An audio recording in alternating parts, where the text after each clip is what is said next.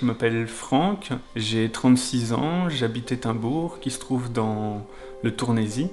J'ai une formation d'infographiste, mais malheureusement je suis sans emploi.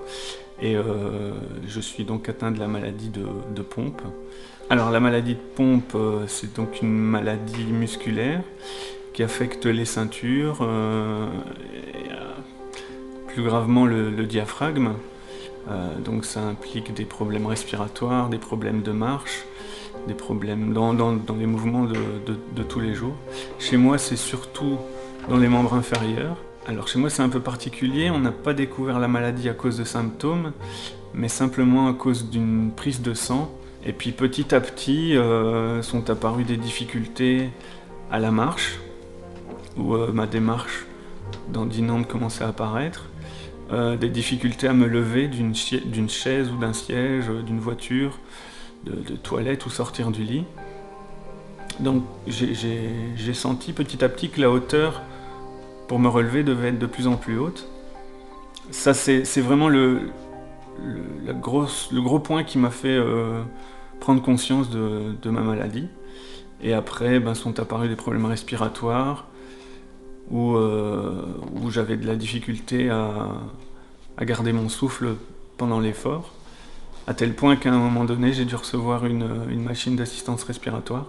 Donc le jour où on a diagnostiqué ma maladie, on m'a également dit qu'il existait un traitement, non pas pour soigner la maladie, mais pour stabiliser l'évolution.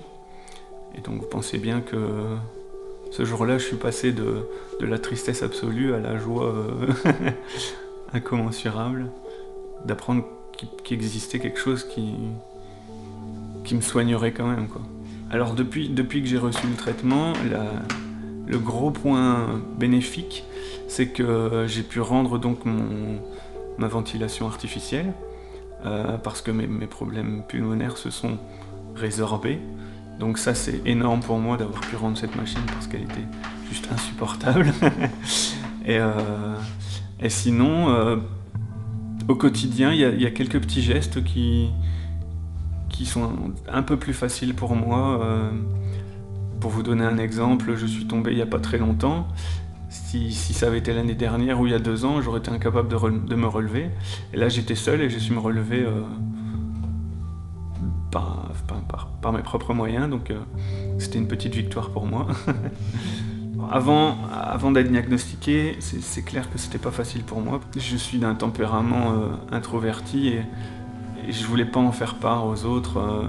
J'ai beaucoup gardé ça pour moi. Et les seules personnes à qui je me confiais, c'était ma petite amie et mes parents qui m'ont été d'un grand soutien. Un jour, j'ai décidé d'en parler à mes amis et mon Dieu, qu'est-ce que j'ai regretté de ne pas l'avoir fait avant. Parce que ça fait du bien de pouvoir en parler, de se sentir soutenu. Faut vraiment pas avoir peur d'en parler parce que on se fait de fausses idées sur ce que les gens peuvent penser.